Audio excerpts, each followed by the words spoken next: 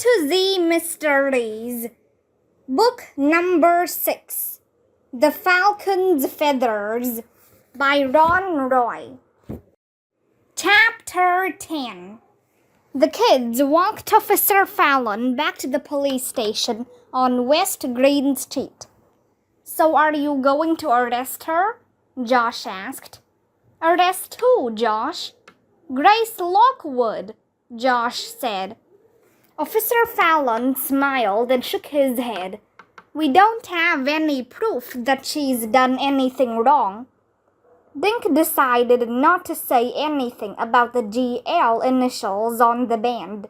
Josh was already trying to throw Grace Lockwood in jail. "Don't worry, Josh," Officer Fallon continued. "I'm sure we'll catch whoever's doing this." The kids watched him walk into the station. "Come on," Dink said. "Let's go to the petting zoo for a while." "Dink, don't you care about the Falcons?" Josh asked. "Sure I care, but you heard Officer Fallon," Dink said, crossing West Green Street.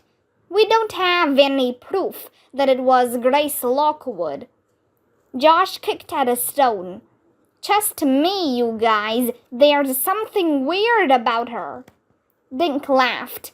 "Josh, you just think she's weird because she caught you staring at her cheeseburger."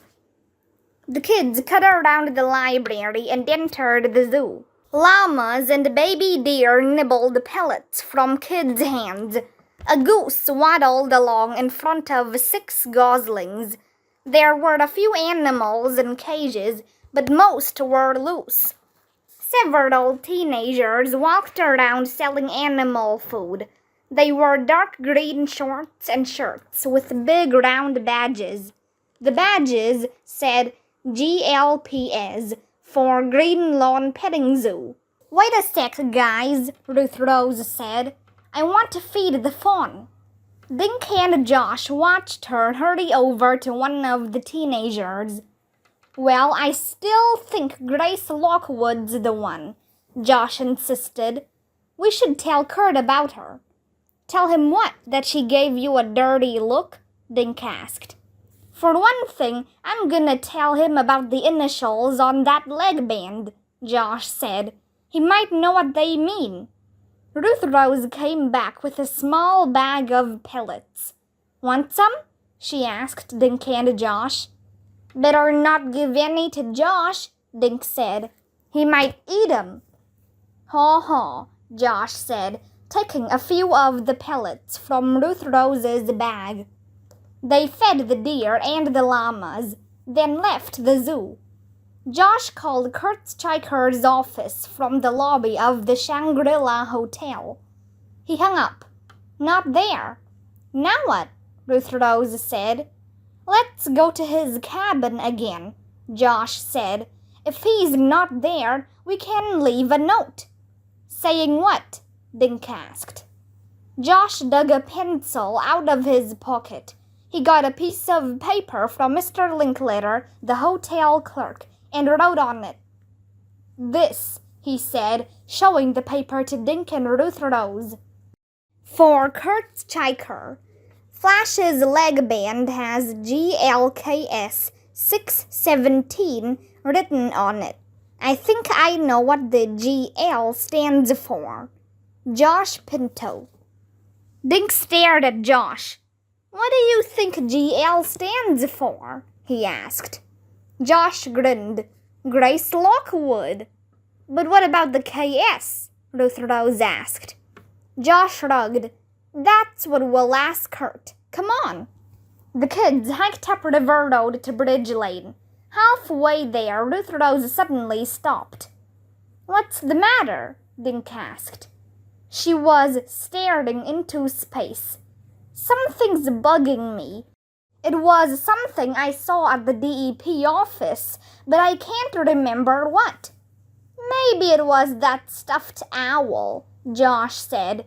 He made big owl eyes at Ruth Rose. "No, I think it was something I saw on a desk." She stomped her foot in the dusty road. "Why can't I remember?" A few minutes later, they reached Kurt's cabin. Josh walked up and knocked on the door. There was no answer. "Guess he's not home," Dink said. "Maybe he's in the backyard," Josh suggested. "Let's take a look." The backyard was empty except for a pile of firewood. Ruth Rose pointed to a dirt path that led into the woods. "Maybe this is how he got the tea yesterday," she said. Suddenly, they heard a low whistle. "What's that?" Josh said.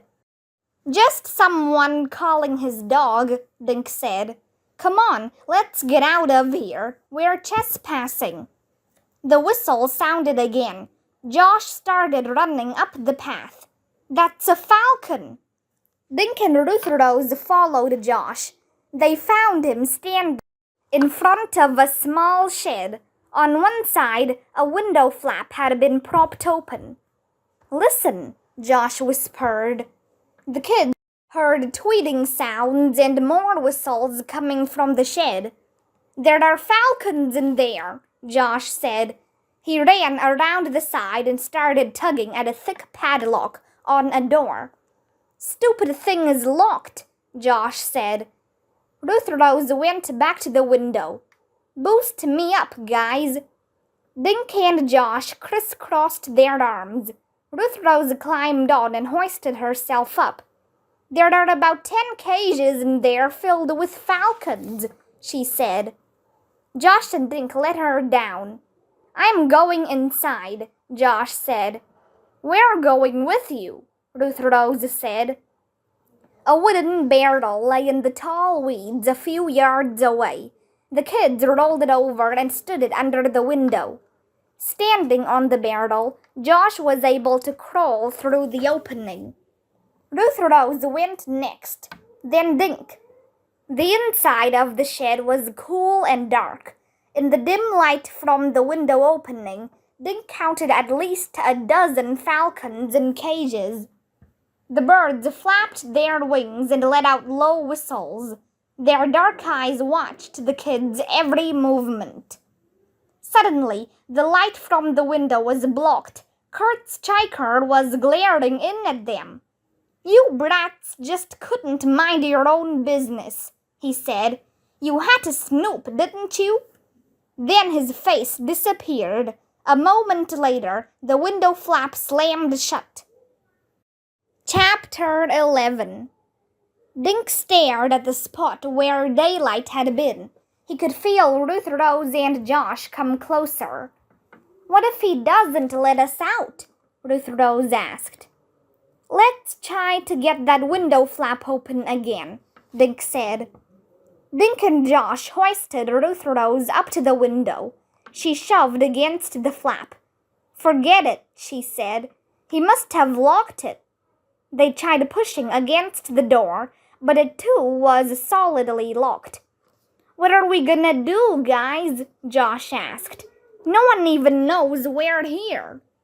Dink walked around the dim shed, feeling the walls for openings. In one corner, he stumbled over some rakes and shovels. "Guys, look!" Ruth Rose said suddenly. "Look at what?" Josh asked.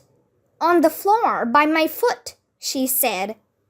Dink looked down and saw a round spot of white. "Sunlight," Josh said. They looked up. There was a small hole in the roof. Dink ran to the corner and grabbed a shovel. "Maybe we can bust through," he said. Josh took a rake. Together, they tried to poke at the small hole. "I can't reach," Josh said. "Some of these cages are empty," Ruth Rose said. "Maybe you could stand on them." Together, Josh and Dink dragged 4 cages over and made a platform. Standing on it, they found that they could easily reach the ceiling. They smashed at the hole. After a few minutes, it was the size of a softball. Hunks of wood, shingle, and tar paper fell on their heads and shoulders. Dink stopped to wipe his eyes. "My arms are killing me," Josh said, sitting on the cages to rest. At least now we can see better, Ruth Rose said. She walked around, looking at the caged falcons. The cages all have labels, she said. The first two initials are different, but the second two are always KS. Guys, I found Flash, Dink said. He was looking at a cage holding 3 young falcons.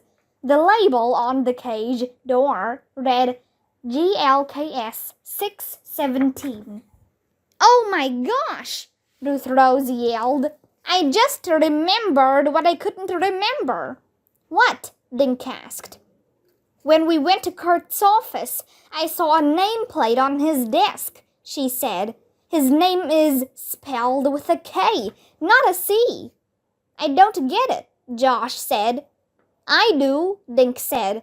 The KS on Flash's leg band stands for Kurt's Chiker, right, Ruth Rose? Right, and I bet the GL stands for Green Lawn, she said. Now I get it, Josh said. He labeled the falcons with the place he found them and his own initials. We have to tell Officer Fallon, Ruth Rose said. First we have to get out of here. Josh grabbed his rake and climbed back on the stack of cages. With Dink and Josh both smashing at the roof, they made the hole larger. Sunlight poured in on their sweaty, dirty faces. Finally, the hole was wide enough to crawl through. Pile up more cages, Ruth Rose said. With 2 more cages on the stack, the kids could climb out onto the shed roof. They sat for a minute, breathing in the clean air and feeling the sun on their faces. It was him the whole time, Josh said, sounding disappointed. At least we found the falcons, said Dink. Josh walked to the edge of the roof and looked down. The barrel's still there, he said. Come on, we can climb down. As soon as they were on the ground, the kids ran toward Main Street and the police station. Chapter 12. An hour later, it was all over. Doc Henry, Grace Lockwood, and Officer Fallon sat with the kids in a booth at Ellie's diner. They caught Kurt's Chiker in Massachusetts, Officer Fallon said. He's sitting in a jail in Springfield right now, waiting to be shipped back here. So he took the falcons from the nest? Josh asked. Not only that nest, Josh, Grace Lockwood said. He took birds from nests in 3 other states that we know of. Doc Henry smiled. I think we owe you kids an explanation, he said. Grace isn't a vet. She's an undercover agent with the Department of Environmental Protection. She was assigned to Green Lawn for one reason, to keep an eye on our falcon population. Josh stared at Grace. I knew there was something weird about you. Everyone laughed. Grace knew about the nest, Officer Fallon told Josh, and she knew that you were out there a lot with your binoculars. I watched you watching the falcons, Grace said. At first I thought you had taken them. You thought it was Josh? Dink said. He thought it was you. I know, Grace said, smiling at Josh. You kept looking at me funny. Did you suspect Kurt's Chiker? Ruth Rose asked. Grace shook her head. Not a clue. We have you kids to thank for figuring that out. So what was he doing with the falcons? Dink asked. You kids were right about that one too, Doc Henry said. Stryker had a little business going. He was taking young falcons and chaining them to race. What will happen to them? Dink asked. We'd like to set them all free, Grace said. But they've had a lot of human contact, so they probably wouldn't make it in the wild. Don't worry, there are plenty of wonderful zoos that keep animals happy and safe. Maybe Flash could live in the Green Lawn Petting Zoo, Josh said.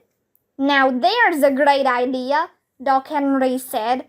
I'll talk to them about adopting all three from Flash's nest. As for Kurt Stryker, he'll spend some time in jail, Officer Fallon said. He'll no doubt rat on a few of his cronies, and they'll join him. Ellie came over carrying a large tray. Ice cream on the house, she said. I brought vanilla for but I always get pistachio, Josh said. You didn't let me finish, Josh, Ellie said. You'll have to excuse Josh, Ruth Rose said.